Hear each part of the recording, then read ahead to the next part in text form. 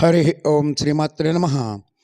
లలిత సహస్రనామ పారాయణలో భాగంగా ఈరోజు అమ్మవారి నామం 435వ నామం, 8 అక్షరాల నామం చాంపేయ కుసుమ ప్రియ. ఈ నామంతో అమ్మవారికి నమస్కరించుకునేప్పుడు ఓం చాంపేయ కుసుమ ప్రియాయ నమః అని చెప్పుకోవాలి. సంపెంగ పుష్పాల యందు ప్రీతి కలిగినది అని దీనికి సంబంధించి స్థూలార్థం. చాంపేయ కుసుమం అంటే సంపెంగ పువ్వు.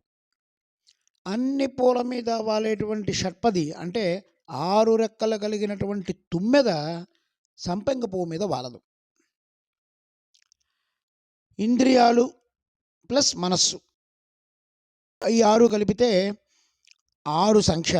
ఈ 6 సంఖ్యలో ఉన్నటువంటి కాళ్ళు కలిగినది షట్పది అంటే తుమ్మెద. ఈ తుమ్మెద వాలదు. అంటే స్పృశించని లేదా ప్రభావానికి లోను కానిటువంటి పువ్వే సంపెంగ. ఈ పువ్వు అంటే అమ్మవారికి చాలా ఇష్టం. సాధకులు కూడా ఈ పువ్వులాగానే 5 ఇంద్రియాలు మనస్సు ప్రలోభాలకు లోను కాకుండా తన అభీష్టాన్ని సంపెంగ పువ్వుపై గల ఇష్టం ద్వారా అమ్మ తెలియజేస్తోంది.